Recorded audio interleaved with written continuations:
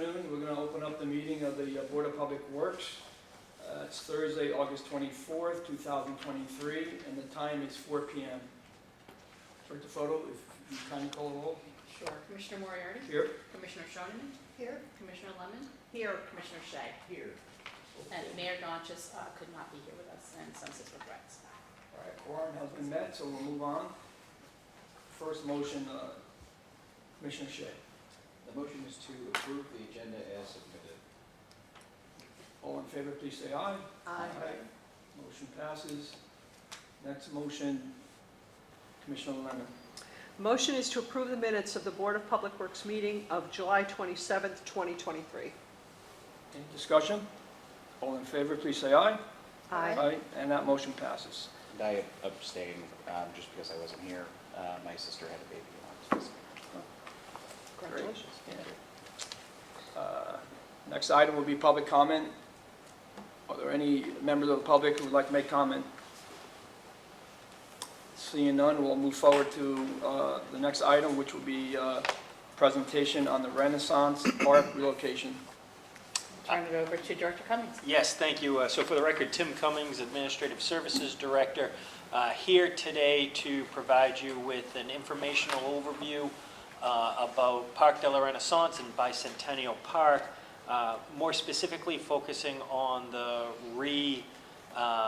relocation or realignment, if you will, of the parks to accommodate the continuation of the Riverwalk, which is the project we've been working on here in the city over quite a few years. With me to my left is Amy DeRoche, Economic Development Project Manager, and the project manager on behalf of the city who's stewarding this project is John Vanco from Hayner Swanson. So with that being said, Mr. Chairman, I'd like to hand it over to John, who will go over some slides with you all.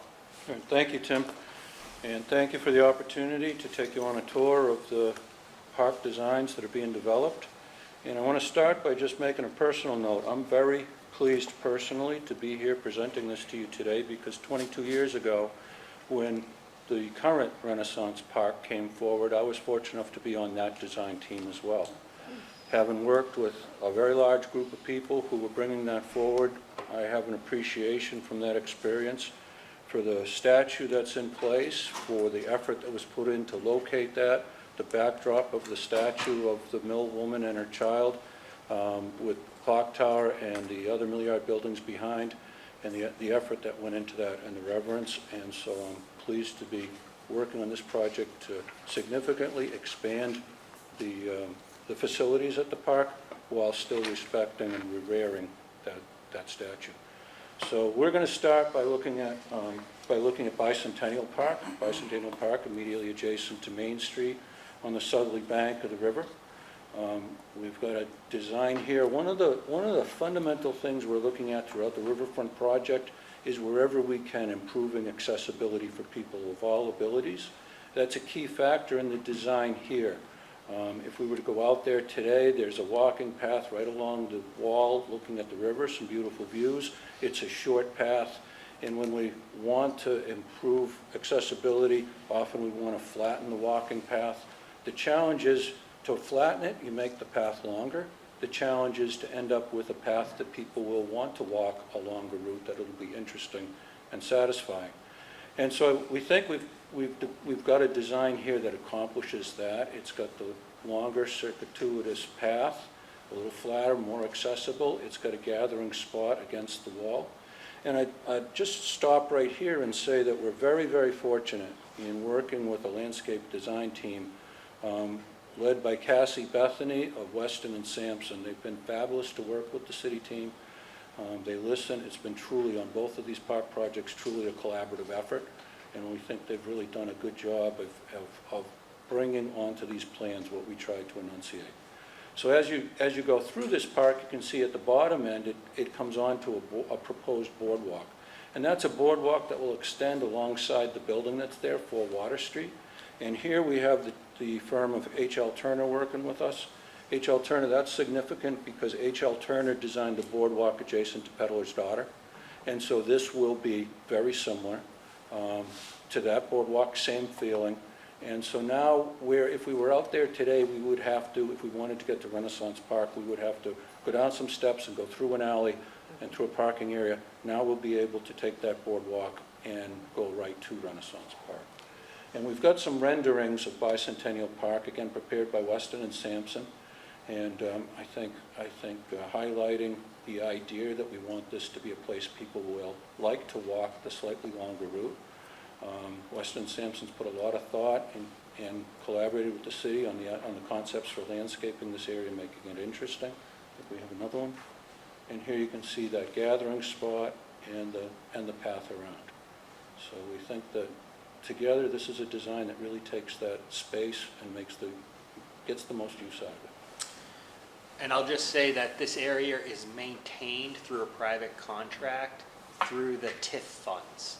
So just so if folks are wondering if there'd be any additional work put onto the Department of Public Works, that's not the case because it's maintained through a landscaping contract. Okay. Next slide. And so now we advance to Renaissance Park. And right in the center, you can see a square right there. If Amy, you put that's where the statue is today. We're leaving it where it is. A lot of effort went into locating that statue. And it really is a pretty spot with the backdrop behind it. And so we're leaving the statue where it is, and we've built around it. Key focal point in this design is a performing arts stage. And here, too, we've worked on the location of that. We've been concerned, the backdrop is to the west, but working with Weston and Sampson's team, we're comfortable that there won't be a problem with the sun behind the stage, but it'll share that same backdrop of clock tower and Milliard buildings behind.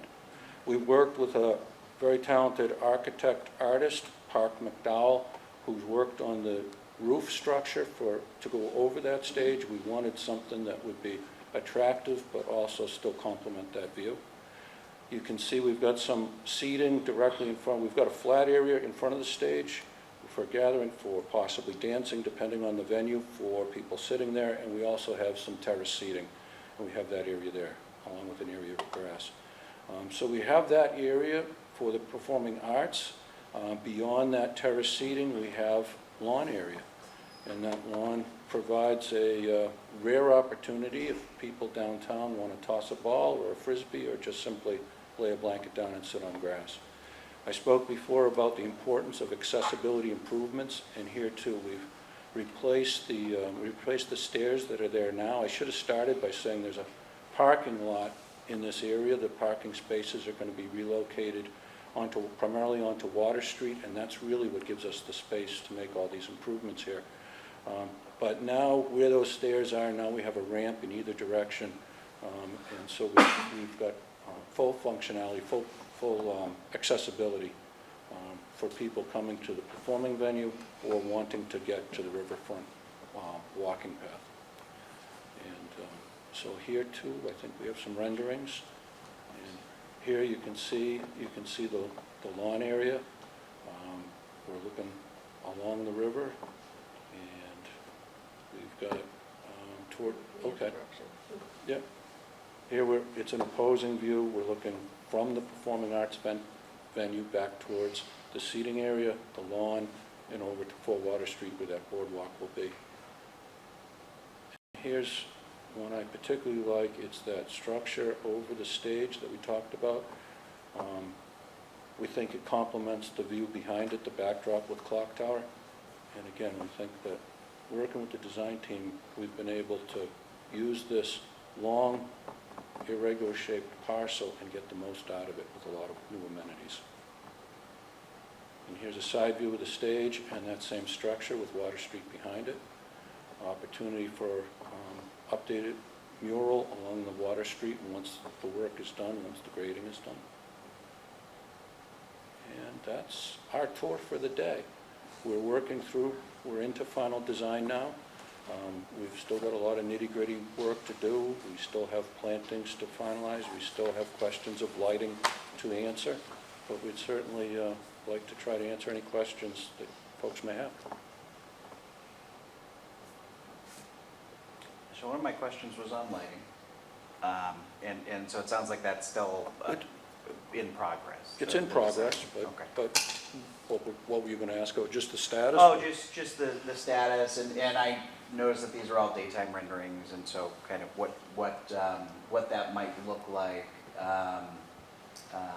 But I understand that, you know, we may not be there in the process for design yet. I mean, having put on a lot of projects in the park, I know how dark it is right Yes. now, and so that's been a concern throughout, is making sure that people feel very safe there in the evening and that it's well lit. It's great. It's a high priority. It's a high priority. Tim, I guess a question for you. You mentioned the TIF money for maintenance. How is this funded now? Through the TIF. All of it? All of it will be through the TIF, and this redesign would be through the TIF as well. Tax increment financing, funds generated from this, from the development in the area is completely gone towards the design and will go towards the construction of this project. Thank you. Commissioner Shea? And are we recommitting to the Water Street ramp? I know there have been many conversations over the years about that maybe going away, and I see it here, so it being here seems like a commitment to that. That's my understanding. Yeah. It's my understanding is it's been studied and it is staying. Okay. And to be clear though, Water Street will be reconfigured to be one way, so you can accommodate that on-street parking. But, you know, Dan Hudson is here, and I'd leave it to Dan to kind of talk more about it, but that is, what we had originally talked about a couple of years ago still maintains to be true today.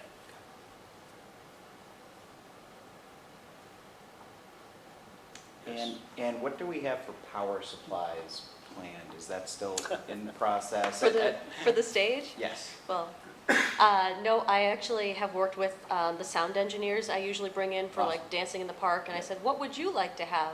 And he sent us list and schematic and everything, and I've given that to Fitzmyer and Tashi, who are our electrical subs, and they're incorporating a panel into the stage area so that people will be able to come and plug in. That's great. Will there be power access at Bicentennial Park? I think there currently is, so that would Yeah, be up against the maintained. wall. Mhm. It might be nice to have a, in that cement pad, power access somewhere. I could Run definitely. conduit to it. Yeah, I could definitely picture,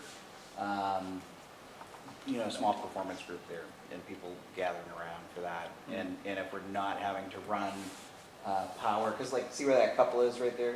Yeah, On the back wall is where that power is. yes, yeah, So if we're not having to run cables to have, you know, light performance, like a guitar player or something, that would be nice. so some sort of outlet in this area. Yeah, and I'd say even like as far to the railing as you could get it. Okay,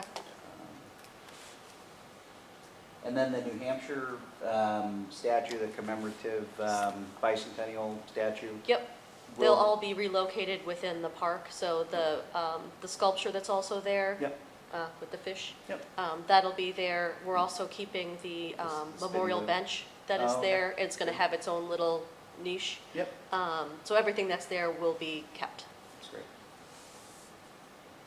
Yeah, I was glad to hear that, because that's one of my favorite sculptures, and I wanted to know where it was going to go. Yep. But I have to say, I was just at the park this morning, not this one, the other one, Renaissance, and looking at this and seeing, it just doesn't seem possible that you could fit this much into that space. Mhm. So well done. I mean, I just think it looks really good. It's hard to believe that there's really that much space. Agreed.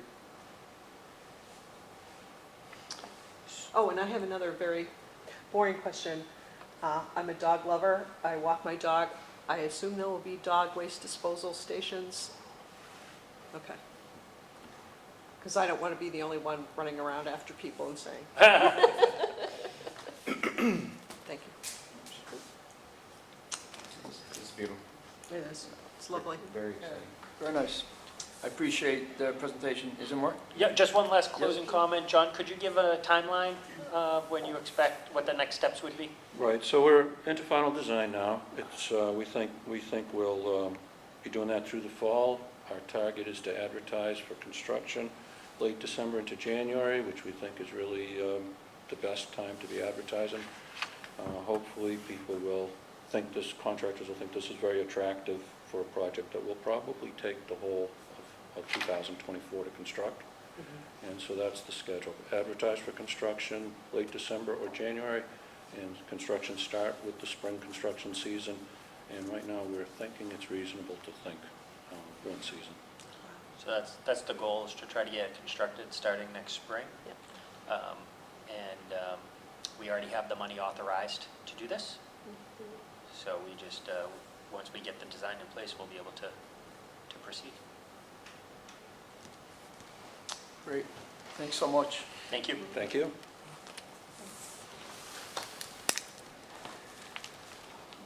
Director Fo, just regarding this park, at some point, we'll have a motion, the board, to approve this. I mean, Yeah, yes. we should. I Yeah. mean, Yes, So yes, we'll- we wanted to come here informationally. Right. If it's the pleasure of this group, we could come back next month, ask for a vote, an affirmative vote, if that's the pleasure of the body, but I would welcome that opportunity sometime before the winter. Yeah. We should do it next month then. I mean, it's That'd not be on the agenda, the motion, so if we can get it on the agenda When for you next have month. probably to Commissioner Shea's point, when you have more of the lighting worked out, maybe? Sure. Yep, That might be a good time to get. and we approval should, from I this would board. think we'll know by September, so. Okay. Yeah. Great. Thank you so much. Thank you. Thank you. All right, then, we'll move on. Next item would be Street Department. Commissioner Schoenman, could you read motion A, please? I move to approve the sole source purchase of asphalt and aggregates from Brock's Industries, Hudson, New Hampshire, and Continental Paving of Londonderry, New Hampshire, in the amount of $144,500. Funding will be through Department 161 Streets, Fund General, Account Classification 61, Supplies and Materials. Thank you. Superintendent Ibera. Thank you, anything to add? Commissioner. John Ibarra, Superintendent, Street Department. So this is an annual expenditure. I come before this board annually to discuss encumbering these funds out of our operating budget. They provide our aggregates and our asphalts, and I'm happy to answer any questions you may have.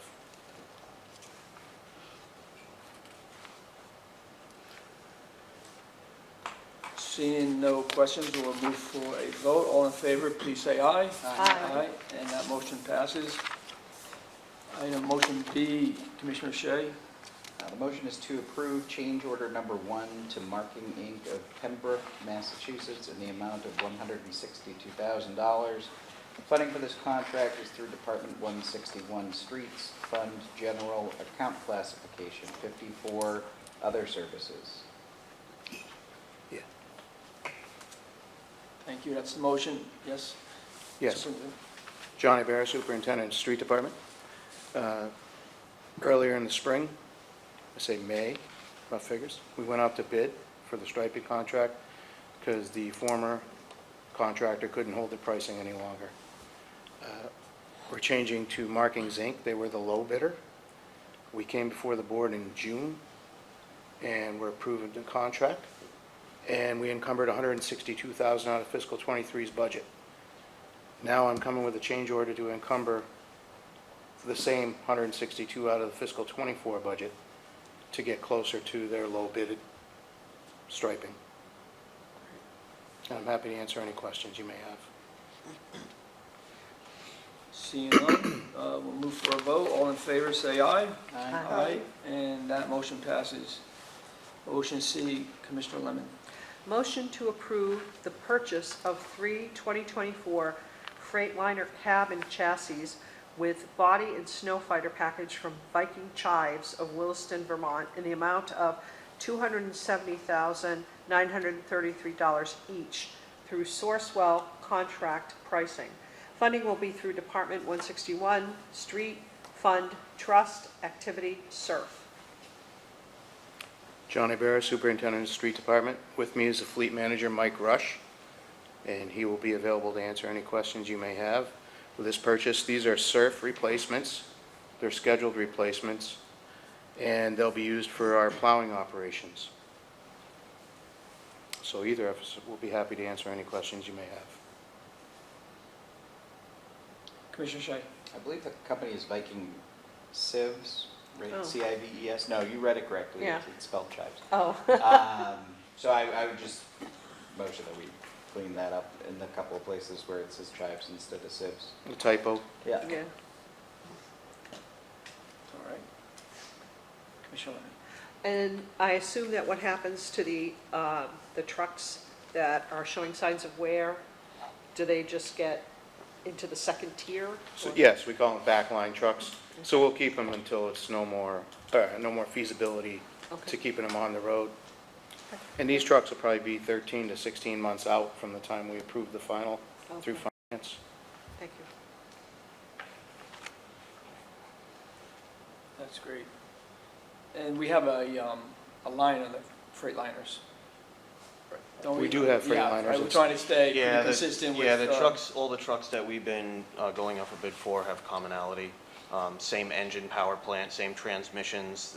The only things that'll be different is just the chassis and the cab, which doesn't really affect much of our operation. The plow packages are all the same. I think we have brine systems on these trucks to add to our brine capabilities, so.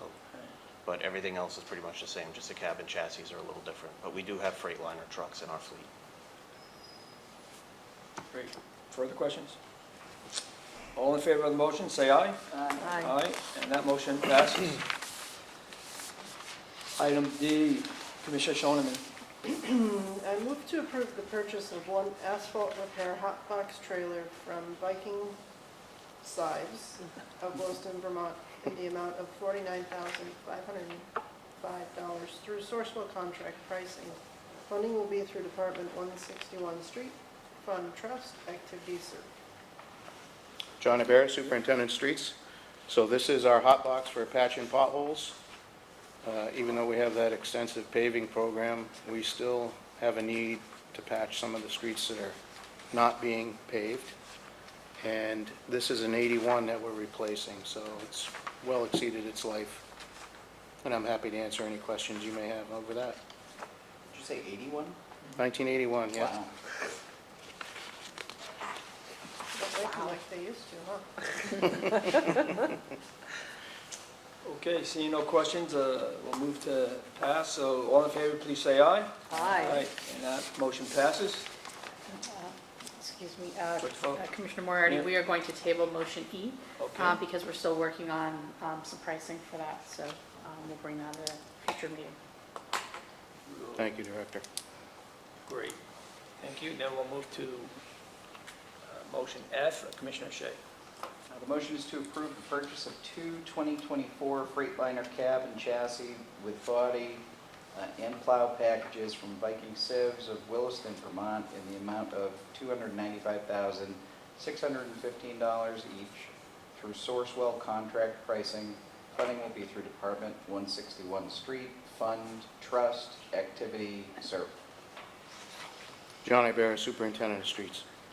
So these two additional trucks are 10-wheelers. That's why they're in a separate motion, different pricing, also through the Sourcewell or municipal bidding process. These are bigger trucks. We use them in the bigger runs further from the shop, so they don't have to come back as often to reload with material. But they're used for construction and for plowing, and happy to answer any other questions. Okay, all in favor, please say aye. Aye. And that motion passes. Thank you. Thank you. Department. Moving on to next is the wastewater department. Commissioner Lemon, motion A.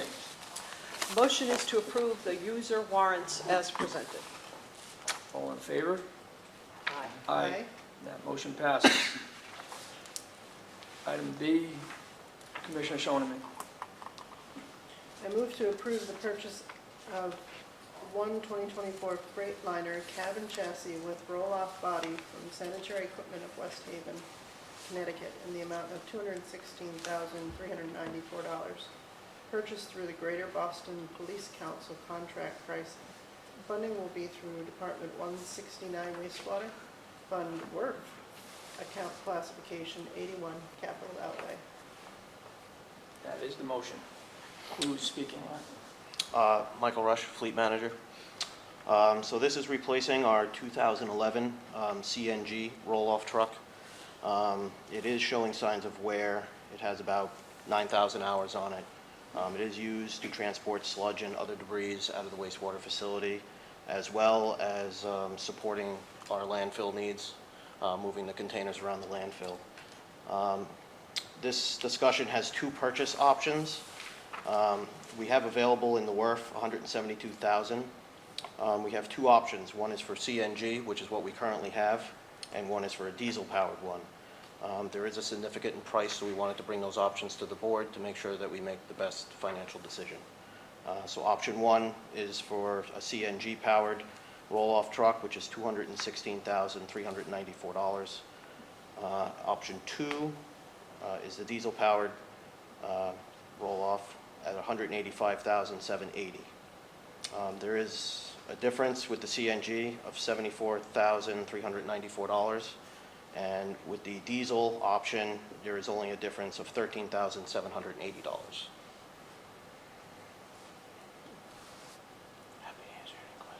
Happy to answer any questions you might have. Do you know an approximate fuel cost projection for those two different vehicles for our usage? I do not have that answer. I can obtain Okay. that Fairly information. similar. I just know that diesel took a huge hit over the last 2 years and was like disgustingly high in price, and natural gas seems to have been more resilient with the pricing. So I'm curious, it is similar? Our current CNG price is $269.9, and I believe our contracted diesel price is around that same number, within 20 cents, I want to say. Oh, okay. Diesel's come down significantly. Yeah, we get good pricing through the government contract too, over what the outside world pays. It's pretty close though. And there are environmental considerations between the two Absolutely. types of vehicle? Yes. The new diesel engines are that California emission standard, so they are very clean burning diesel engines. The CNG is pretty close to the zero emissions goal. It still emits a little bit, but it is cleaner than the diesel option. Does the city as an institution have an objective officially, in a position officially, that would be supported by going with the natural gas Yes. vehicle? Can you tell us more about that? I wish Doria Brown was here. Yeah. I could actually have her come to the next meeting to discuss that. But there is a goal to significantly reduce emissions in the next 25 years. So, and that is part of the plan. They're looking at electric vehicles, which are not available in the heavy-duty vehicles yet, although coming soon, I think. And in this case, there would not be an electric option either. So it would either be CNG. We also have as you know, a public-private partnership with AVSG for our CNG station. So that we do have sort of a bit of an obligation to try to support that. Mhm. And the emissions are definitely much cleaner with the CNG versus even the best diesel engines. So it's just a matter of, and we have spent more money. There's still a lot of grants that are available for going from diesel to CNG, but not going from, we can't, it's not available purchasing going from CNG to CNG. Right. Yeah. And our current one is a CNG? Yes. Our current one is a That's CNG. the 2011? Mhm. Yes. And we'd expect to get another 15 years out of this vehicle, give or take? I don't know about The 15, new- maybe. The new one? I don't know about 15. Yeah. Maybe if we cut down some of our salt on it, Yeah. with the truck wash that we're looking into, we could probably expand a lot of vehicles' lifespan. Mhm. I'm not saying it can't be done, Yeah. but it could be in the future. But more probably like 10 to 12, and then it would go to that line. Yeah, you're probably looking more at like 10 or 12. So we're talking about like $6,000 a year for the life of the vehicle, something like that, in difference. And are we being asked to make a choice between these two right now? Yes. Do you, as the fleet manager, find there's a significant difference in how these vehicles perform? I mean, I assume that you work with diesel and CNG all the time. Yes, our fleet is very mixed with CNG and diesel. The CNG, the standards are changing for the inspections. So those are going, I don't know if they're in effect yet, but I believe the NFPA would like to see them certified once a year. Currently, we do it every 3 years. So there's a cost increase there. They both have their pros and cons as far as components. Natural gas has been good to us. The diesels, depending on the generation, this will be a different generation diesel engine than we currently have, just because of the EPA standards that have changed. So I can't speak to this particular engine because I don't have any yet. Yeah.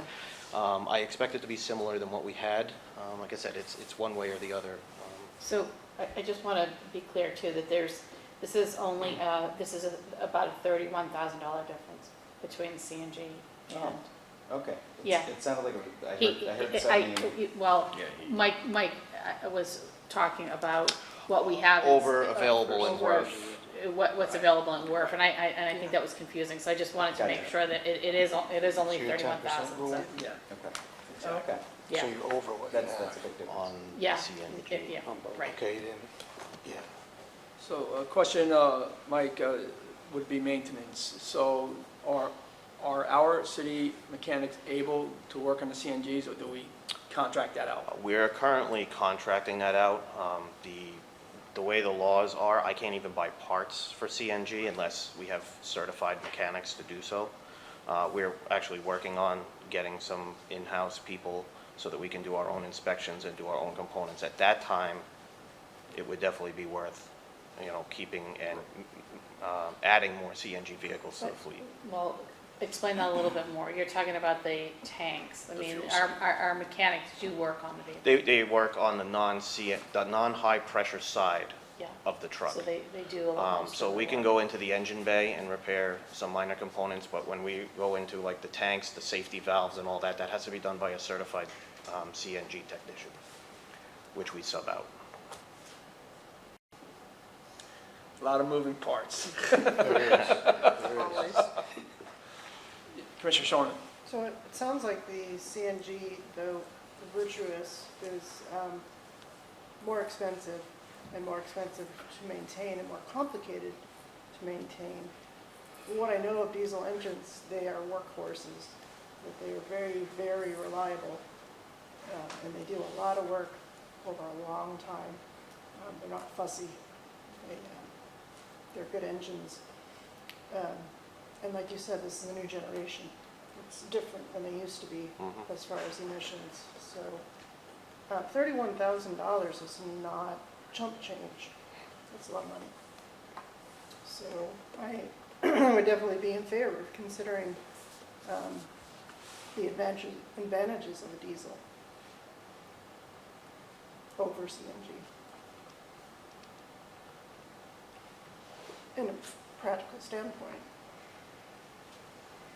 All right. Other, Yeah, I think going to natural gas is like-for-like equipment replacement.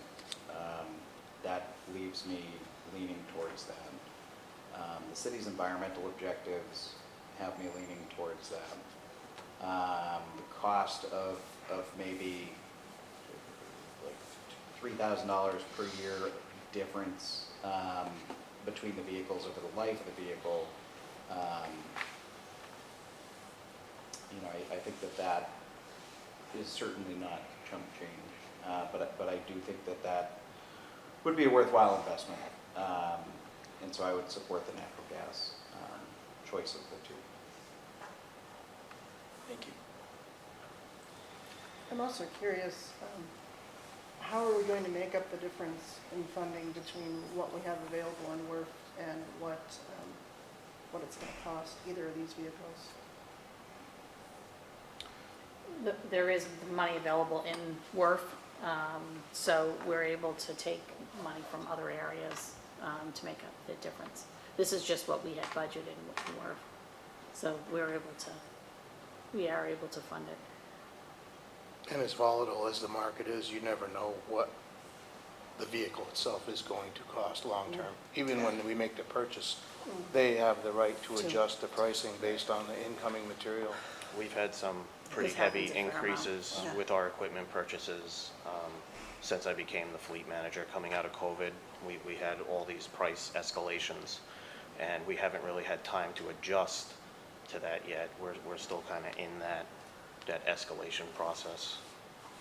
So are you saying you can sign a contract and then by the time you go to pick up the truck, it's It way could, more? it could, we had, I think the last few that we did from FY '23, I think we had 3 price increases on a rear load packer that we did for solid waste before it even went to the build line. Wow.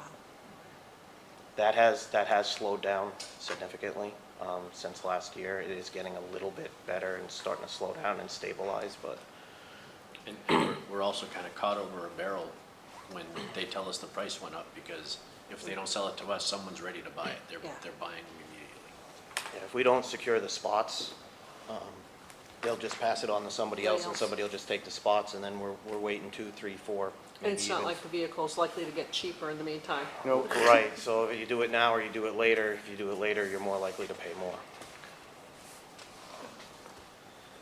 So the motion as presented is for the CNG purchase, correct? Correct. Right. Because it doesn't say that in the motion, but Yeah. CNG.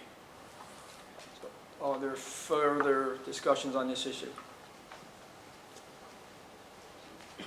So a yea vote would be for the CNG vehicle.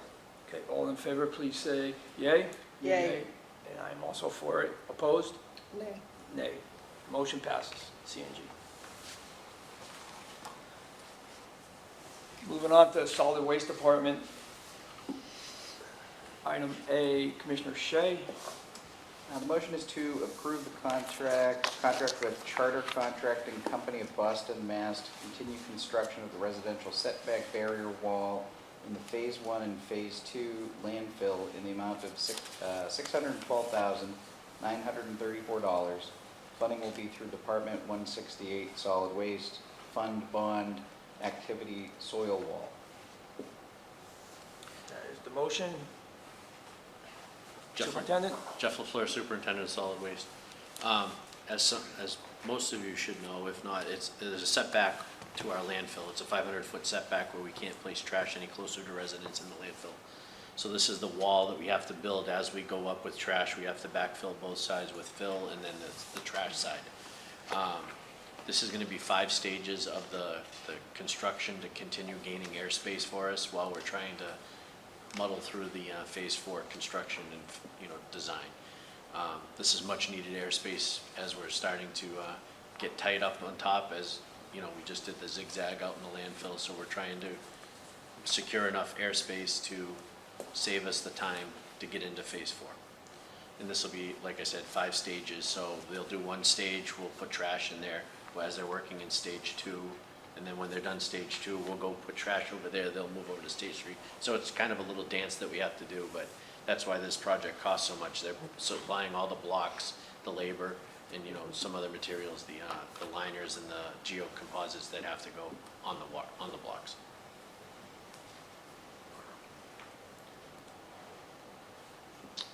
You see no questions? All in favor, say aye. Aye. And that motion passes. Item B, Commissioner Lemon. The motion is to approve a contract with Sanborn Head for engineering services to begin the Phase 4 expansion Phase 1 in the amount of $99,800. Funding will be through Department 168 Solid Waste Fund Bond Activity Landfill Phase 4 Permitting. Jeff LaFleur, Superintendent of Solid Waste. So, as I was just saying, we're working in the process of going for construction in Phase 4 eventually here within the next year or two. We have to do some testing per DES. We have to do bedrock separation from the permitted landfill. So there'll be some seismic testing that Sanborn Head's going to secure for us and have done and have the analysis done. That'll tell us how far, how deep below the earth the bedrock is, and then we have to have a certain amount of separation between that before we can build a landfill. This is also 4 groundwater monitoring wells that we have to move. There's 2 that are already in where the proposed landfill will be in the valley there. We need to decommission those and move them, and they want us to have some testing before we actually construct the landfill, just to see if there's any changes. So that's also included in this, where Sanborn Head will secure a vendor to come in, drill the wells, and do some testing, and then also they'll do the analysis and everything for DES to help them satisfy our requirements. Is there a question? No. All in favor of the motion, say aye. Aye. That motion passes. Commissioner Shoneman, item C. I move to approve a contract with Sanborn Head to do a supplemental site investigation of the Four Hills landfill in the amount of $52,500.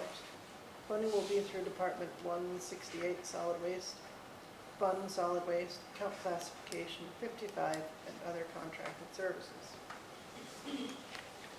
Okay. Jeff LaFleur, Superintendent of Solid Waste. So about 10 years ago, the city, Lisa, myself, and our environmental engineer, we did a groundwater management zone expansion. We did from the landfill to the National River behind me.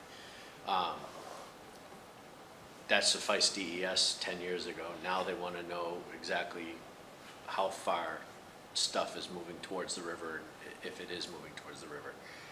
This is an analysis of all the paperwork and all the testing that we've done over the past 10, 15 years of what the landfill is giving off. The MSW landfill, the unlined landfill, is giving off to the environment. So that's most of the price there in the testing. It's also including a new well that DES is requiring us to put in closer to the National River to see how far materials are moving or if there is any environmental impacts. So that this is Sanborn Head hiring a contractor to do that well also. They're going to try to incorporate it all with the 4 wells that are being drilled out there, and we'll have this drilled done so we're not paying, mobilization twice. Okay. All in favor of the motion? Aye. Aye. And that motion passes. Thank you. Thank you, Superintendent. Moving on to the Parks Department. Motion A, Commissioner Shea. The motion is to approve the purchase of 3 2023 Wright Stander mowers, model WSTX48 from Turnpike Power Equipment LLC of Rowley, Massachusetts, for the total cost of $29,400. Funding will be through Department 177 Parks and Recreation Fund, General Account Category 71, Park Equipment. Superintendent Conant is on vacation, so I will cover this. It's fairly straightforward. We send out 3 mowing crews on a daily basis. One of these goes out with each crew. These are standing mowers that allow us to get into tighter spaces like Bicentennial Park or the Holocaust or Rotary Common in areas like that. These 3 will be replacing 2014 standing mowers, and these get a lot of use. So. Yeah. Thank you.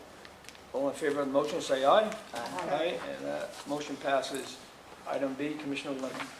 Motion is to approve the purchase of a new playground structure and playground equipment for Field Groves Park for a total cost of $139,723.20 pursuant to the Sourcewell contract number 010521. Funding will be through Department 177 Parks and Recreation Fund, Capital, Activity, Citywide Playground Improvements. So Fields Grove is actually our last playground to update. Pretty excited to say that. And I think this is a really unique design. There are some accessible features, inclusive features, and also there are some musical. There are some harmony bells, which are really super cool that I'm excited about. So there's a lot. There are climbing structures. There's just a lot going on in this playground, and can be utilized by children in a number of ways. And this will be a great upgrade. If you've been to Fields Grove, you know that the playground's horrible. So this is going to be a great upgrade for the community. And we anticipate actually that this playground could go in November. So Oh. so soon. That'd be nice. Okay, I just have a question for my own. Sure. I want to know, when you're looking at the pictures that are in our packet, and you go page 1, page 2, page 3, the thing that looks like a very elongated piece of cheese, is that like a little kid's climbing wall? What is that? This What thing? you're looking at. It's a climbing wall. Oh, Yes. that it's is a climbing awesome. wall. Yeah, it is awesome. And the structure itself, boy, this is going to be a lot of fun. It is. I mean, that is very impressive. Wow. So different. We're really trying to add a lot of different elements that will appeal to younger children, older children, and even in children with disabilities. So we're really looking hard at that. If you see Atherton and St. Andrews, the same. Do you know how many people in that neighborhood walk to that park? I would think it would be pretty Fields substantial. Grove? Fields Grove. Yeah, it is pretty substantial. It's an inner city park. So, Yeah. So yes, it is. Right now, not a lot of people utilize it because it's just terrible. Yeah, there's nothing there. No. Yeah. Where is it? So, it's right on the end of, like where Chestnut Street is, down in the, But if you're coming near- from Main well, Street, Main Street, right down Main Street. if you go down Yeah. Main Street and you turn onto Field Street, which is just a little bit past the Huntington, Yeah, on your right. yeah. And it's a real It's- little jewel of a park. It's tucked away, but There's, it's been that's where neglected. everybody plays pickleball. Pickleball, that's all it's known for. Okay, I just want to note, There's a bridge to Salmon Brook is there. Yeah, it's very, It's a pretty, Oh, that area. it's a pretty park. I appreciate the dynamics of the structure of the play equipment that's going in, because as we checked out the one behind Doobie Field, and is that St. Andrews? Yeah. That's St. Andrews, yeah. And so, it's a great park, the kids loved it, but what I noticed is, when I was a kid, the physical nature of the equipment was like straight pipes, ladders and stuff, but there's like this helix kind of twisting thing that's a climbing thing, and just physically what it allows the kids to kind of do and experience when moving through the structure is just really cool. And it's exciting. And I definitely tell my kids that I voted for the playground. They're like, really? Why'd you put these rocks in this thing? And I'm like, well, it's not that granular.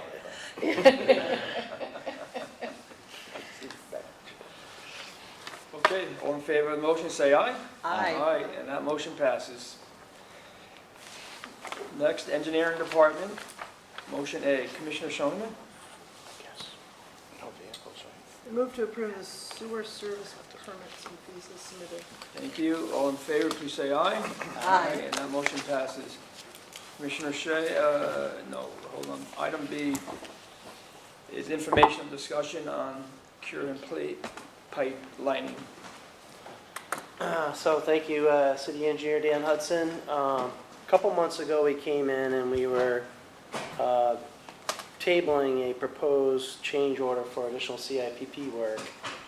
Concern being that there had been a recent incident at the Merrimack Valley High School up in Concord. And we wanted to kind of press pause for a bit so we could go back and review, you know, what things there are to be concerned about or not, and what proper protocols are and things like that, and what things we might change going forward to avoid the situation that occurred up there, or to minimize it the best that can be done. So we asked Hazen, who's an environmental engineer in company, to come in and speak to the board, kind of have a discussion here about CIPP process and things. So Alberto Angeles is here to speak to it. So Alberto, Thank you. please. Thank you. Alberto Angeles, I'm with Hazen and Sawyer. Done a lot of rehab of sewer and water projects over the years, as well as construction design of new projects, conveyance mostly. So just in a general sense, you know, obviously there's you know, in any kind of public works project, construction, you're going to have risks involved.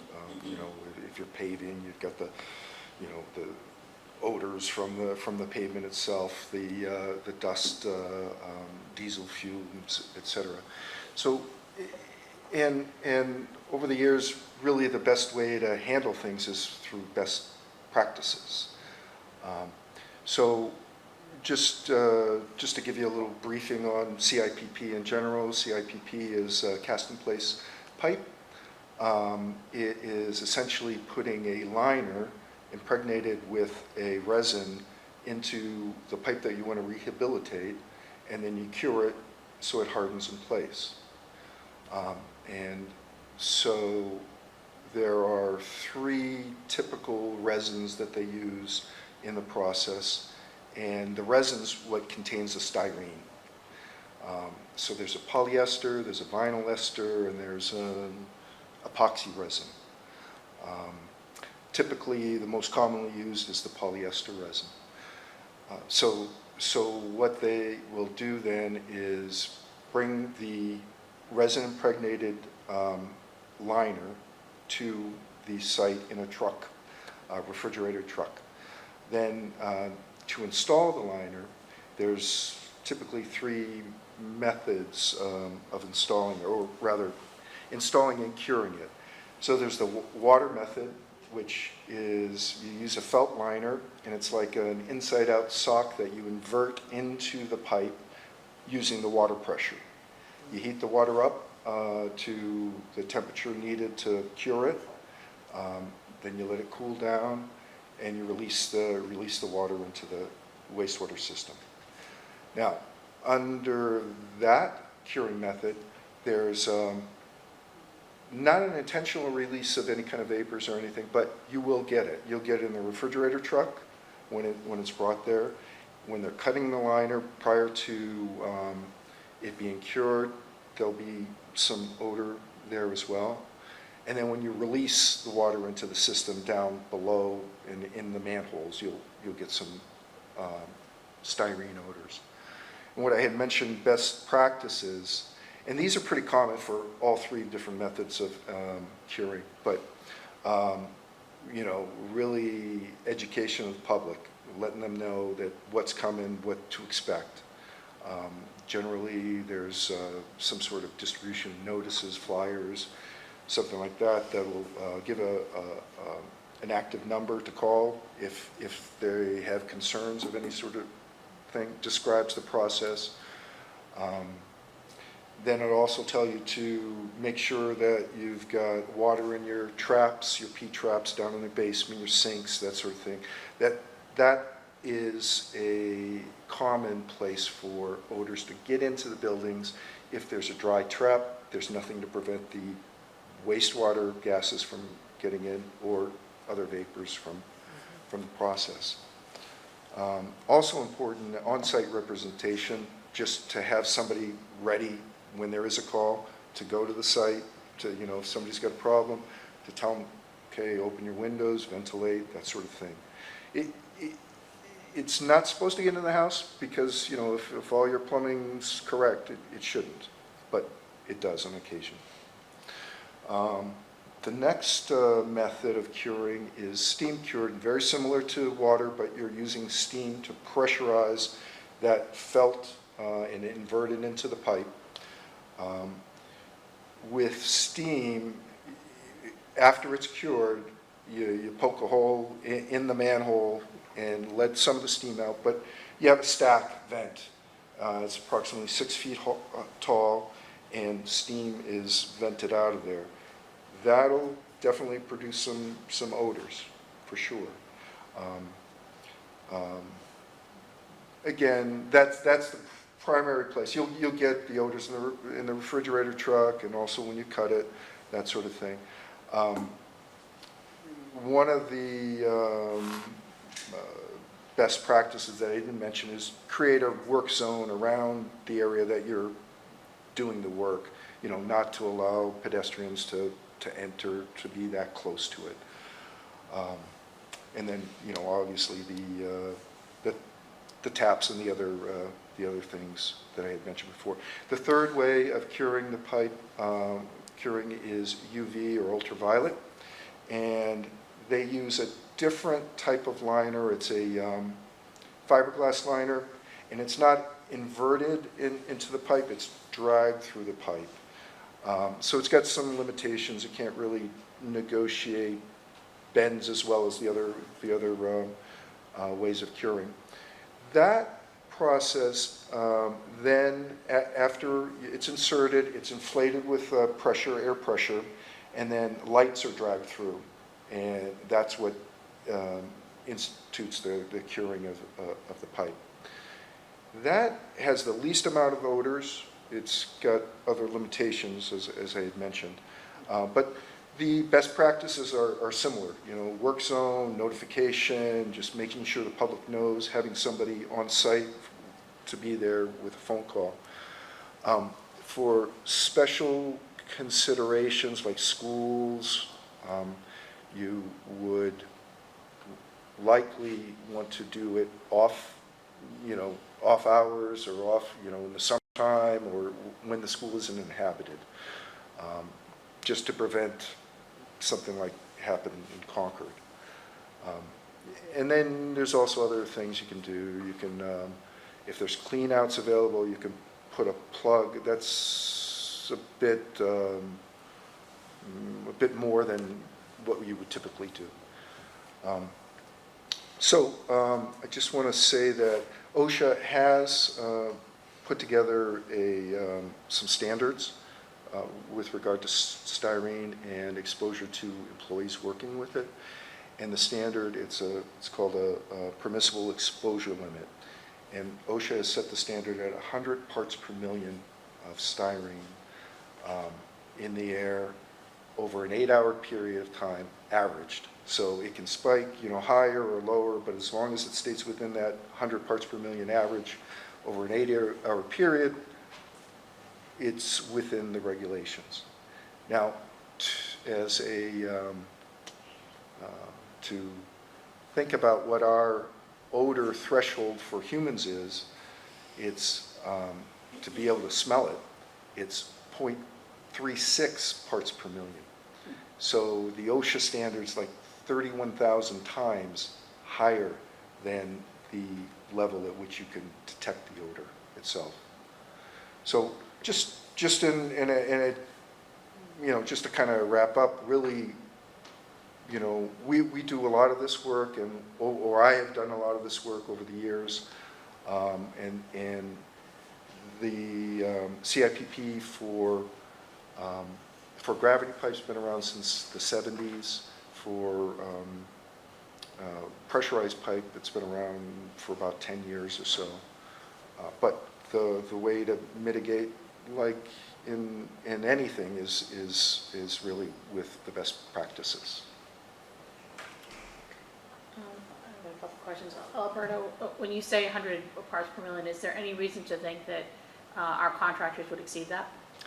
Well, so no, I don't know the particular contractors, but generally speaking, OSHA's a heavy hand, and you want to be within the OSHA guidelines.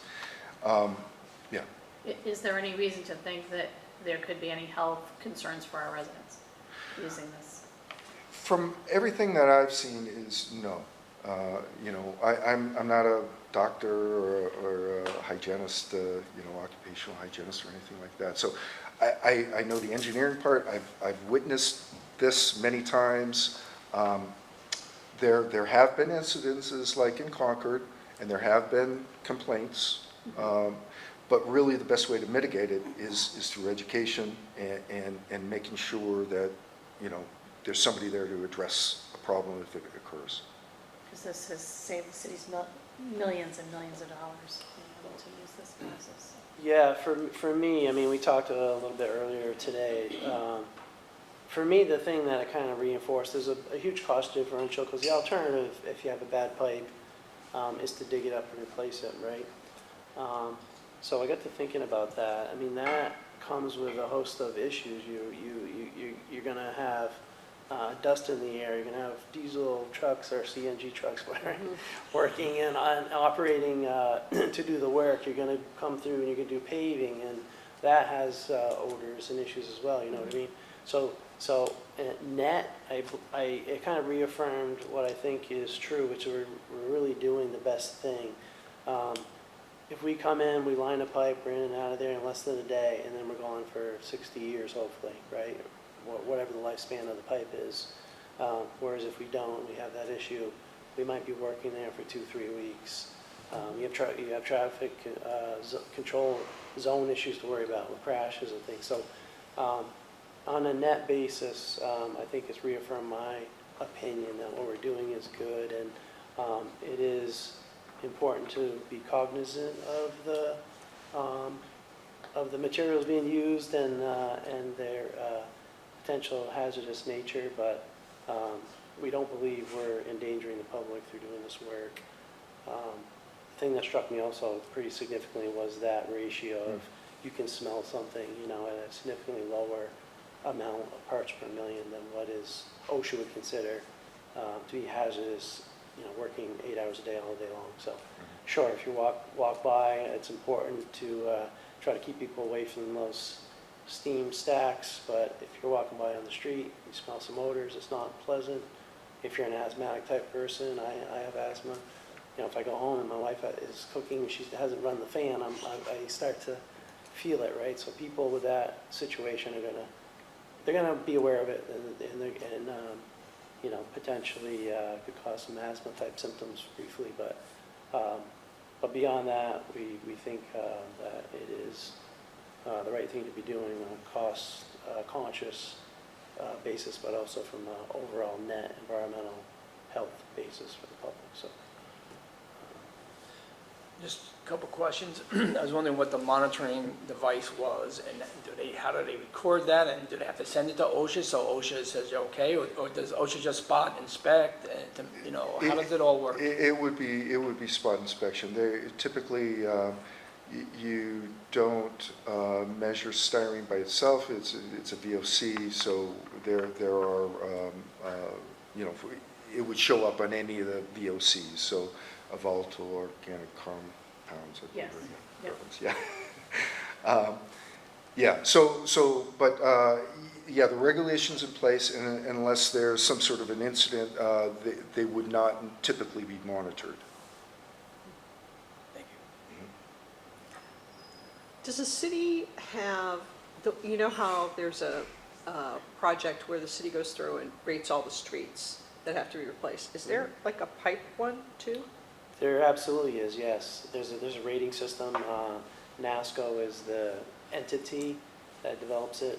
We have a number of staff that have been through that training, but it's kind of like pavement. You go through and you look at the video, and depending on how much cracking or grease or those sorts of things, issues that the pipe exhibits, those go into a rating system, and pipes get rated as under various categories. So that's what we do. We have our contractors do the CCTV inspection and rating, and that's kind of leads us into what treatments to make on various pipes. Now, I live on Manchester Street, so I'm very aware of the issues of pipes, especially for the past 2 weeks, because they've been digging a lot. So how much of the city's piping could be repaired by a cured-in-place pipe lining? A lot? I mean, is it? So when we're videoing, we're finding that of the stuff that needs some work, I think we're lining about a third of it. Of course, as I said before, we're targeting the worst, what we expect to be the worst pipes in the city. So as we go and look at what we think will be the worst pipes, about a third of those we're lining. We're kind of leaning towards, if there's any question, we're going to line it, because we want to avoid that situation where we have to go back and dig it, cause the disruption and whatnot. So we are definitely using this technology to our advantage to try to do as much as we can to prevent issues that would be more impactful. So For the high school issue, do we know what of the 3 methods they were using for that one? we We talked to a couple of people up there, and we had a hard time getting clear answers. I think we believe it was the steam curing version. I think at the last meeting we talked about it, I said, well, maybe it was an environmental thing, and the steam stayed. In talking to other people in the industry and whatnot, I don't think that was the case. I think it was more of a case of it did get through, the odors got through the pipes and into the building. Some of these schools and things are older buildings and might not have all the traps and things that they should have. So the school had been notified ahead of the issue. That notification maybe didn't make it all the way down to the teachers. It made it, it kind of came in through administration and wasn't widely distributed throughout the school, to our understanding. So when issues started happening, the teachers and the students that were experiencing it didn't really understand what was going on, and which kind of led to it becoming a bigger issue. So, but we don't. That's about all we know. We really haven't got much more information about it. And is there a cost difference between the forced hot water versus the steam process? Do you want to speak to that? There isn't so much a cost difference, or the cost difference isn't all that great, although it'll depend on the size of the pipe, the length of the pipe, and it's mostly a technical reason whether you do the steam or the water cured. Okay. The steam, the water will negotiate bends a lot better than any of the other two methods of curing. And also you can get a more even curing with the water cure than a steam cure. It's applicable in different places. We have used both the natural, like the siphons. Some of those were water cured. Yep. And in that case, you have a pipe under the river. If it has any issue, you got river water coming in, right? So to use the water to press against that water pressure is very helpful. But the majority of what we have been doing or seeing is the steam cured. I think it's probably a little quicker and. It is quicker, and yeah. I have some experience with the UV and another treatment in another community, and that works as well. Although Alberta was referencing, doesn't always work great for bends and those sorts of things. And actually, the dragging the liner through the pipe can be problematic if the contractor doesn't do it well, because you can, basically wear the bottom of the liner out before you even have blown it up and cured it. So you have to do it with care and caution, and it doesn't lend itself well to the smaller pipes. They're starting to develop that technology more now for smaller pipes, but it's a whole treatment, you said you drag a light through it, it's like 6-8 feet long, Oh, wow. lights, and it's almost similar to the camera that we run through, but it doesn't lend itself to some of the smaller pipes. So. Commissioner, did you have a question? No? Question, the lining is, we're using it for the sewer pipes. Correct. Okay. So does Penachuk use the same technology?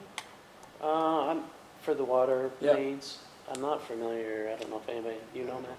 I don't know, sorry. No, we haven't heard that. I mean, we have been seeing residents use it more for their sewer services out to the street, trying to line those before they're in disrepair and can't be and have to be dug and replaced. So, as I said, the technology is growing versus retrenching, but I believe there are ways that it can be used for pressure pipe, but I'm not familiar if Penachuk's doing that or not. Thank you. It's great, thank you so much. Yeah. Then we'll move on to item C, under engineering, Commissioner Shea. The motion is to approve change order 2 to the 2022 CIPP lining program with Kenyon Pipeline Inspection LLC of Queensbury, New York, in the amount not to exceed $945,425 Funding will be through Department 169 wastewater, fund wastewater, activity, sewer rehab. Dan Hudson, city engineer, so this obviously follows a discussion we just had. This is the change order that we were going to bring a couple months ago. We'll press pause on it. We had bid this lining out in 2022. Kenyon was the low bidder at that time, and so we're seeking a change order to expand upon their services. Right now, they've basically done all the work in the original contract, so if we find a pipe that needs to be lined today, we really have no capability to do that because we don't have that funding and contract ability in place here. So we're seeking to amend their contract to expand their contract so that we can continue doing the CIPP lining where necessary.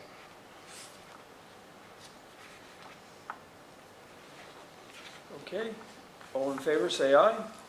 Aye, and that motion carries. Item D, Commissioner Lemon. The motion is to approve a use and occupancy agreement for placement of building awnings within the right-of-way over entrances at 249 to 251 Main Street. So Dan Hudson, city engineer, I'll introduce this, and then there is some representatives of the project here, should you have any questions. But 249 Main Street is undergoing a construction project. They're building a multi-story, multi-unit residential building. It's being administered by NeighborWorks. And what they are seeking is approval to put an awning over the sidewalk as part of their entryway. We've had some similar proposals like this in the past. Legal has determined if that doesn't have a clearance greater than 12 feet, then we need to enter into a use and occupancy agreement because, because it's within a right-of-way area of the street. So they're seeking approval for an awning, and there's a draft agreement that's a part of the packet, which is language, it's fairly standard language that we've used before. Should the board approve this agreement, then we would work with legal to finalize it, just to make sure that everything is satisfied. So, be happy to address any questions or forward them to the NeighborWorks representative.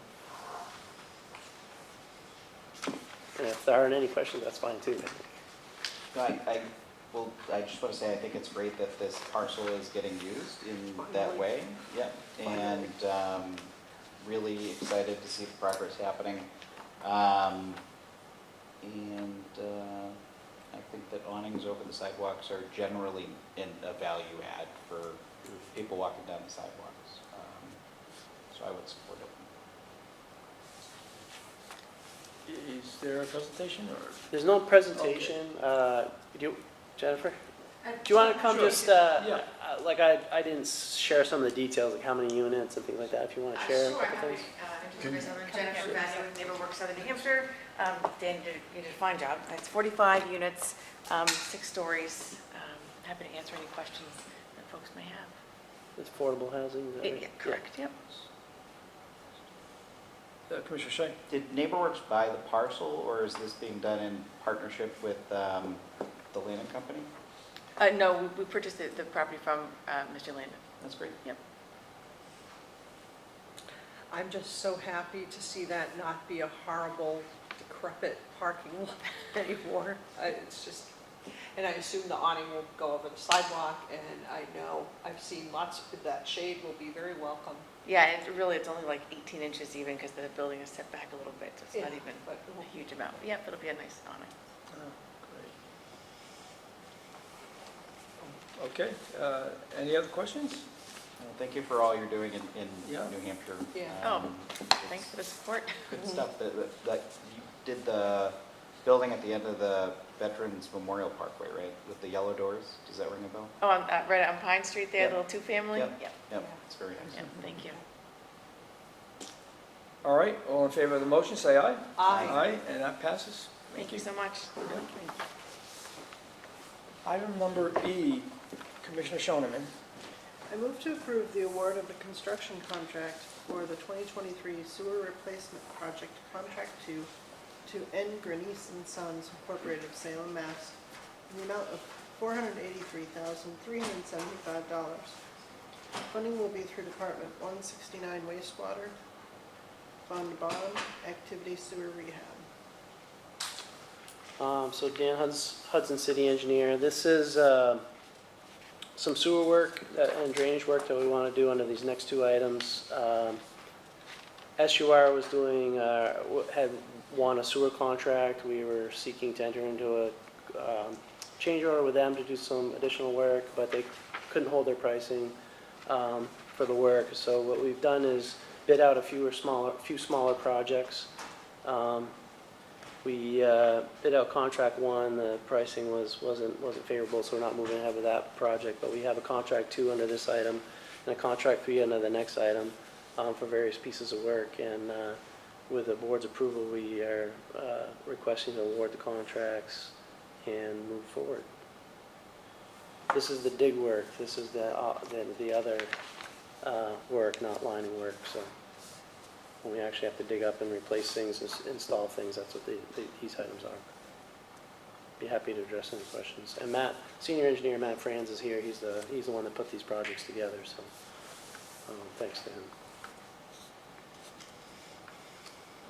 Okay, seeing no questions, we'll move the motion. All in favor, say aye. Aye. And that passes. Commissioner Shea, item F. The motion is to approve the award of the construction contract for the 2023 sewer replacement project contract 3 to RWC Enterprises of Nashua, New Hampshire in the amount of $523,010. Funding will be through Department 169 wastewater, fund bond, activity sewer rehab. So, yeah, basically I presented some of this at the last section. This is for work on Bryant Road, Oakdale Avenue, extending the existing storm sewer system. We have some drainage issues that we're trying to address as part of this. Seeing no questions, all in favor, say aye. Aye. And that motion passes. Perfect timing, Commissioner Lemon. If you are ready, item number G. The motion is to approve Water Street Bridge Rehabilitation Design Services with Hoyle Tanner and Associates Incorporated of Manchester, New Hampshire, in an amount not to exceed $122,845. Funding will be through Department 160 Admin/Engineering, Fund Capital Activity Bridge Rehab. Dan Hudson, City Engineer. This is relative to the Water Street Bridge. We were just asking, earlier about this, right adjacent to the riverfront project. The bridge was constructed many years ago, has undergone a previous rehab, but it's overdue for another rehab. This is to engage Hoyle Tanner, who we had selected under RFQ process, to do the design of the rehab. Work anticipated are things such as repaving, new barrier membrane on the bridge deck, sidewalk concrete patching, some substructure repairs, some of the paint coming off the bottom of the steel and things like that. So it just needs a little love, so to speak, and Hoyle Tanner will help us get that plans and bid documents together so we can bid that project out. Our hope would be that this work could occur concurrently with the other work occurring down there on the riverfront, so that we don't have to start it years after that's all done. So we're trying to do a complete area rehab under this. So. Sounds great. Okay, all in favor, please say aye. Aye. And that motion passes. Item number H, Commissioner Shoneman. I move to consider the hardship request from Liberty Utilities to excavate in a portion of Robinson Road to support replacement of gas main on Harris Street. So I would ask Brian Frost from Liberty Utilities to come speak to this request. Hi, good evening. Brian Frost, engineer for Liberty Utilities. Liberty Utilities, we had a leak. We've had a couple of leaks on Harris Street. Upon pinpointing, and we intend to replace that pipe due to leaks. Upon pinpointing, one of them we found it extended into the intersection where the gas mains at Robinson go into Harris in that area. So to complete repair and remediation of the problem, solution by getting modern pipe in there, we anticipate the need to excavate. So you're In gonna Robinson. replace all along Harris, Yes, but this, the portion that the request is for is, because you actually have to come across Robinson, yes. tying it- the Robinson gas main. And one of the leaks has been pinpointed Yeah. at the T, or, in Robinson, that part of the right of way. Matt, is this the one that, there was some other work in this area as well? We've been doing this entire neighborhood, I think, this summer. Okay, so basically, we had already had a leak repair, so you've already cut, you had to, on an emergency basis, do some work there, is that right? Already, Yes. Yeah, and so now, so they're asking to do that work and prevent leaks on Harris through the replacement of pipes. And how far are we into that moratorium? That's a good question. So this road was last paved in May of 2020, Robinson Road. And again, it's just one spot, they have to come across the road and do the leak repair there, but yeah, that was paved in May of 2020. Yeah, thank you. Questions? All in favor of the motion, say aye. Aye, and that passes. Thank you. Thank you for the time. Item I is informational. Downtown Nashua Riverfront, Cotton Mill Transfer Bridge, ADA project. So Dan Hudson, city engineer, I'll be brief on this, but there's a lot of work happening on the riverfront. I've been attending meetings, so I'm staying informed. Those projects are being run by others, but this project here, we want to make you aware of because DPW is taking over the management of it. Economic Development led it through a design phase, and because it has some DOT funding on it, we're going to take over the construction phase and manage that. So the project is building a ADA ramp, and when I say that, it's a much more significant ramp than any normal ADA ramp. It's a structure basically. The Cotton Transfer Bridge runs a milliard across the river. This goes from that high elevation and ramps down to the path grade. So I think it's about 600 feet long structure, so pretty significant bridge type structure. The project was bid out for construction. We received a single bid from E.D. Sweat of Concord for $1.3 million. So they're going to do the construction, and the design engineer was VHB. And in the DOT process, the person that does the design can't be the one that does the construction administration. So the construction administration is going to be done by Hoyle Tanner. We're in the process of negotiating those engineering contracts, but the bid's already locked in, and this will be going to finance for actually approval of the contracts. We just want to make the board aware this isn't a structure that's in a park or in the right of way, or in the funding is TIF district funding. So nothing really that falls under the board's jurisdiction other than the fact that this is work that DPW staff is doing, and we want to make you aware of it. I'd be happy to answer any questions about the project or anything. And we can provide updates as things move forward. Will you indulge me for a fun fact? Sure.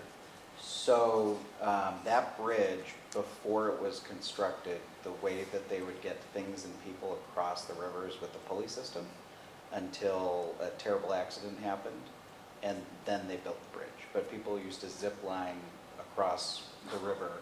I think the accident happened in like 1908 or something. Okay.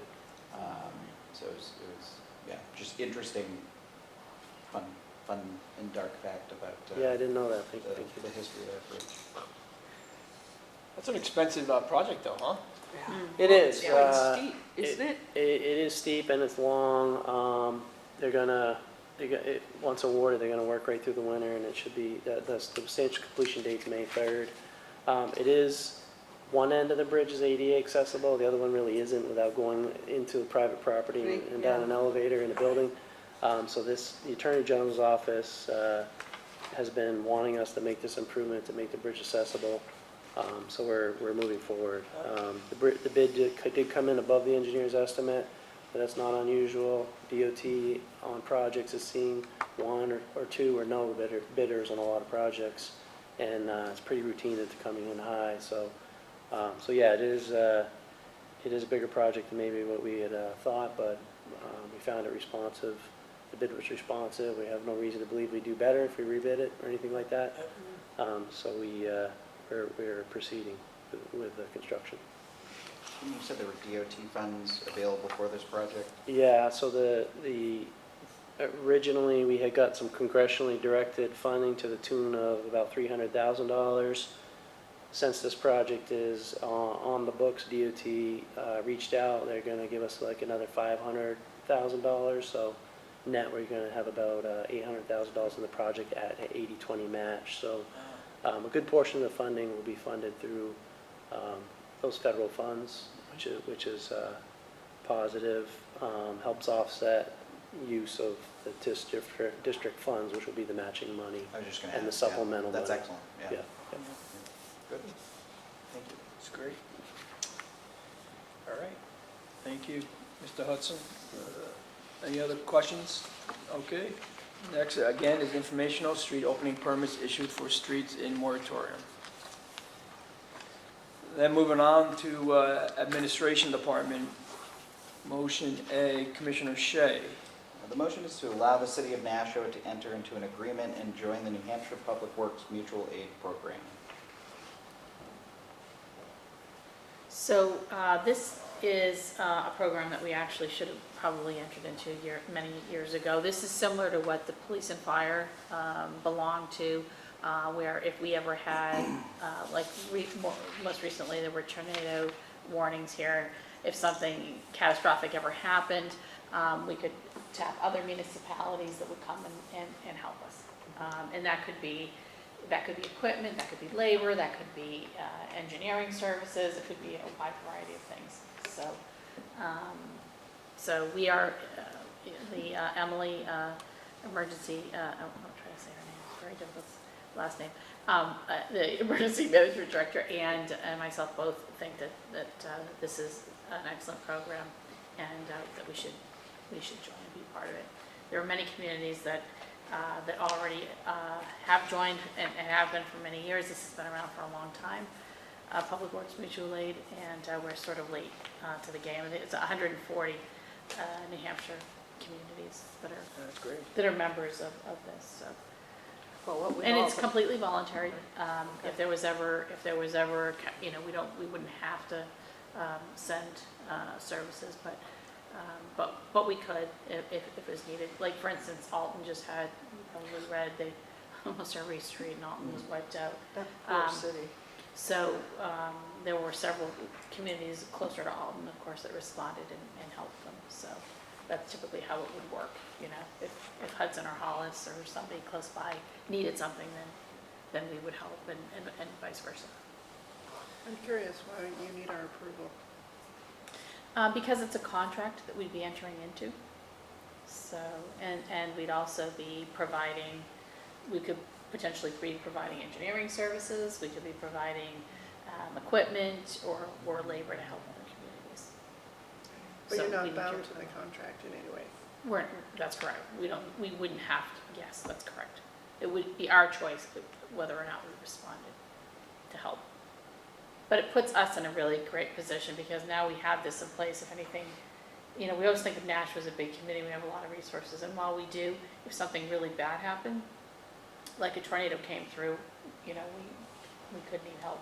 But, I was just thinking even on a smaller scale, before we built this project here, we didn't have a fire hydrant here. And so when there was a fire here at the landfill, Hollis had to come because we don't have a fire truck that has water. We don't have a tanker, that's true. Can you believe that? Yeah. So we always had to call the Hollis to come here to put out the fire. Wow. Yeah. So there you go, it's a mutual aid thing Yeah. right there. Well, and especially because the weather is, when I read about Alton, I felt so bad for those Yeah. folks because it seemed like they had just finished getting over the last big thing that had happened. Yeah, Where it was pretty devastating what happened, yeah. What happened? That can happen. They, with all of the rain Yeah, and. it washed out It Route washed 140 completely. I live near there, so I usually go to the grocery store in Alton, and I couldn't do that for a month because it took that long to rebuild, even despite the fact they had all the assistance. But they just had a very severe rainstorm. I live the town over, and luckily we had minor issues, a little bit of washout, but they had roads completely washed out, Alton Bay, all kinds of material in Alton Bay, and it was just a disaster. So this arrangement was very beneficial to them. They got help, and that's the type of thing hopefully we're never in that situation. But it's nice to have that reciprocal agreement, an enabling agreement, basically, that you can give and receive that assistance as needed. Yeah, my sister lives in Vermont, and when the mudslides happened, it was all mutual aid from all these tiny towns. Yeah. Yes, another good example, It also helps us to obtain FEMA reimbursement Okay. when something, so that's another advantage of this, of being part of this program. All right, sounds great. There is a motion, so all in favor of the motion, say aye. Aye. And that motion carries. Wonderful. Okay, now, We have to do this welcome one thing. I don't know, that's what I was Let me try wondering, it. Dan. Self-service password, is that interesting? We haven't used this a lot, so. Yeah, minimize that thing. Yeah, There we go. that's right there, yeah. I was hoping somebody hadn't signed into this.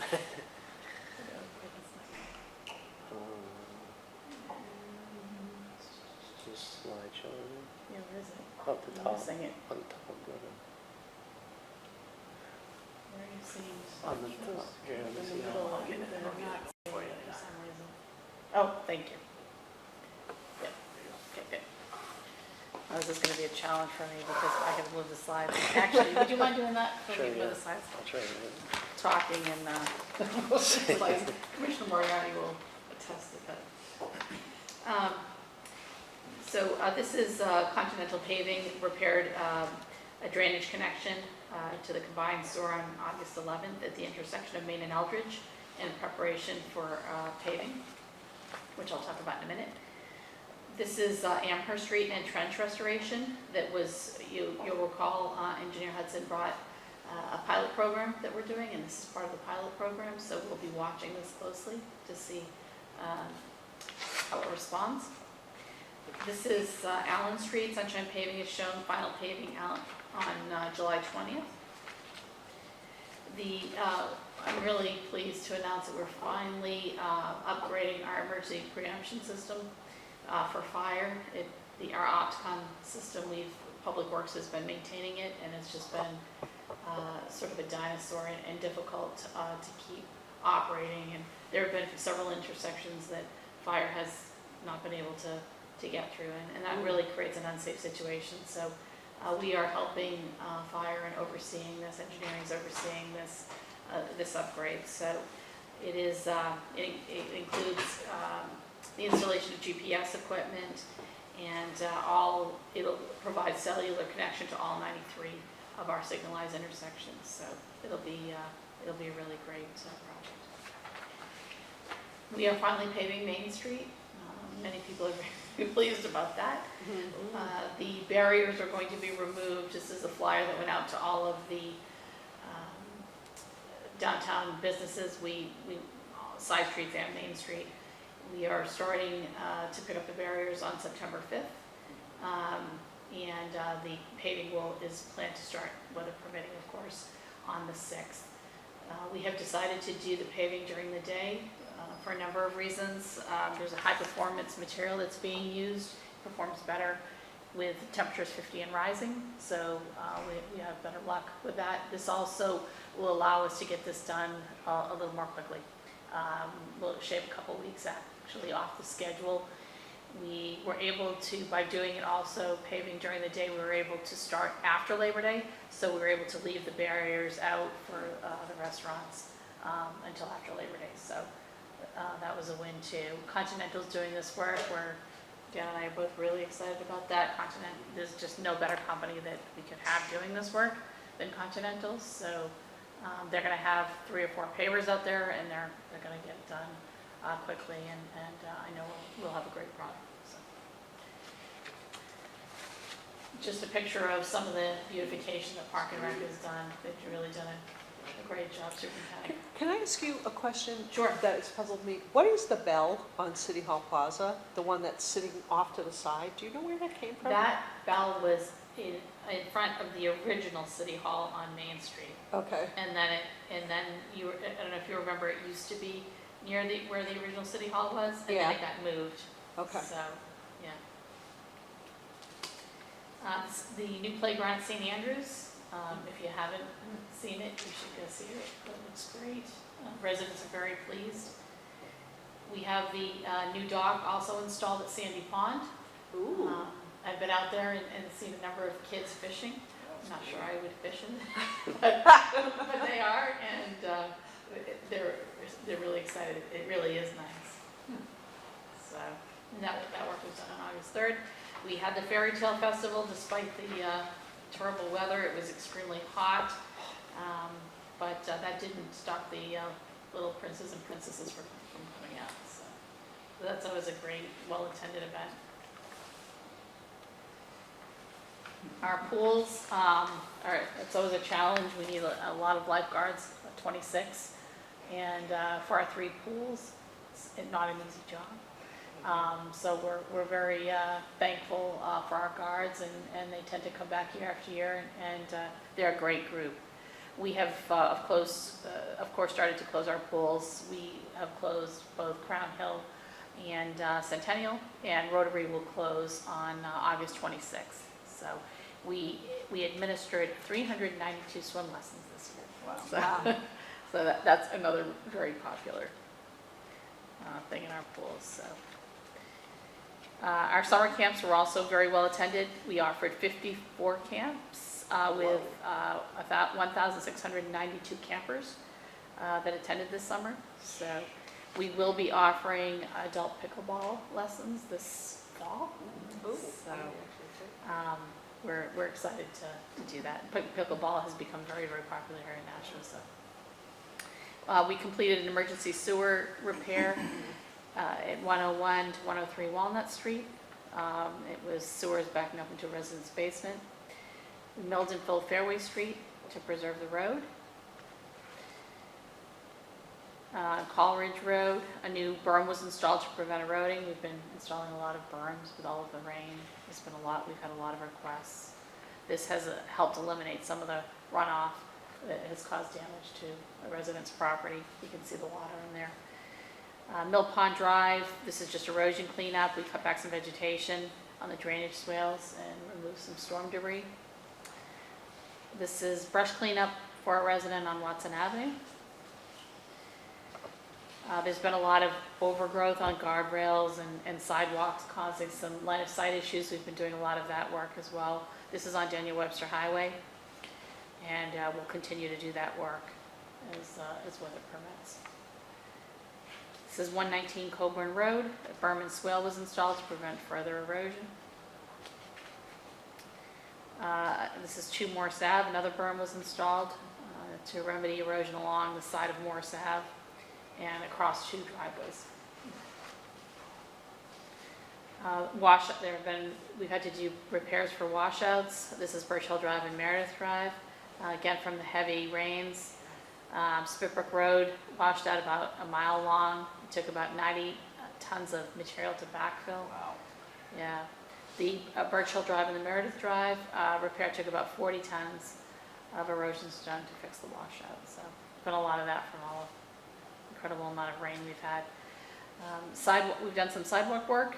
This is 27 Cleveland Ave, Fairgrounds Middle School, and this sidewalk runs for about 160 feet. Benris Street, this sidewalk repair was due to tree roots that had heaved the existing sidewalk. We did about 50 feet of sidewalk repair. No trees were removed there. We installed 2 tip downs for handicap access and sidewalk construction at 296 East Dunstable Road, nearby Centennial School. On Harris Road, which is Doobie Field, which is also near St. Andrews Park, we paved the basketball court. So the kids now have the new playground and the new basketball court. Our risk management came on site and offered some forklift truck certification. We have finally brought textile pickup to Nashua through the Epilepsy Foundation. It is on solid waste website under recycling. You can call a number and you can have your textiles picked up curbside. So this is a free service that they're offering, but we're hoping that residents will take advantage of this so we can divert some of the textiles out of our landfill. So, and again, that information is on our website. And we videoed the primary and secondary leachate in our phase 1, 2, and 3 landfills, and it determined that our leachate system is functioning properly in all 3 phases, which is really good news. And that's it. A lot going on though. Yeah. Busy month. So much going on. Thank you so much. You're welcome. That Thank you, was Dan. the director's report. Then the next item is informational as well, department reports. So moving forward, we have commissioner comments. Commissioner Shoneman. With election time fast approaching, I felt it was an opportune moment to inform everyone that I will not be running for Public Works this fall. So that is official. Sorry to hear that. Yeah. Be missed on this board. You just have too much spare time, right? Yeah, that's what it is. Yeah, just, Well, thank you for all that you contributed to the board. We really appreciate it. Thank you. I know it can be a big commitment, and you really didn't miss many meetings. You were always here and available, so thank you. We appreciate it. You're welcome. It's been a fabulous education in how the city functions and really valuable in so many ways. When I began my term, 4 years, I thought, when I finish, my son's going to be 7. He was 3 when I started. He was a baby, a toddler, and now he's going to be 7. I just can't believe it's gone so fast.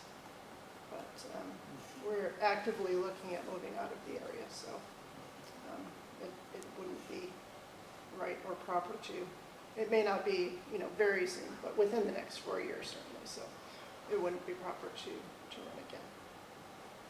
well, and knowing how many people disregard that and feel free to just step out, I have to say, as a taxpayer, I really appreciate that, because if the city has to have a special election, it's a ton of money. Yeah. Certainly. So That's thank you. true. It's very thoughtful. Thank you. Other comments? Director Fowler, I just had one comment. Sure. I noticed on the city website, under departments, the wastewater department is not listed. It does have how to tax for the wastewater fee, but there's no wastewater department. Some are all of the other. They changed the website. Yeah, as you all know. the other ones are all listed. Can't under find anything departments. anymore. I know, so I'm I just, can't either, so. I used to know where everything was. I'll look into that. yeah. Thank you for letting I me don't know. Yeah. Yep, Okay. that's it, okay. It used to be that they were all listed under the Division of Public Works. Now they're listing some of them individually. Individually, Yeah. right. Yeah. So yeah, I'll look into that. Thank you. Just, all right, moving on, personnel. Commissioner Lemon, motion A. The motion is to approve and unseal the non-public minutes for personnel from the BPW meeting of July 27th, 2023. Thank you. All in favor, say aye. Aye. And that passes. Commissioner Shoneman, item B. I move to accept the letter of retirement from Robert Soros, lead groundsman, effective August 16th, 2023. That is the motion. All in favor? Aye. Thank you. Commissioner Shea? The motion is to accept the letter of resignation of Patty Rogers, Executive Assistant, effective August 24th, 2023. Okay. All in favor of the motion, say aye. And that motion carries. We will be going into a non-public session, I think Commissioner Shoneman. Yes. I move by roll call that the board go into non-public session pursuant to RSA 91-A3 2B, the hiring of any person as a public employee.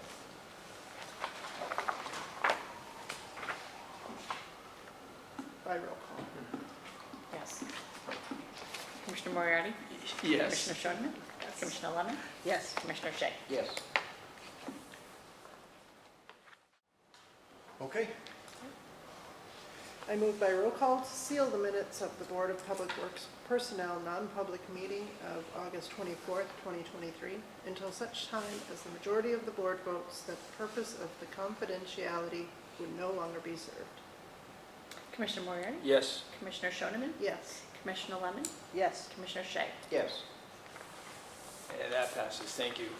And Commissioner Lemon, one more motion. I motion that this meeting be adjourned. This motion, all in favor? Aye. Aye. And the meeting is adjourned at 6 on the dot. 5:57. 5:57 PM. Thank you.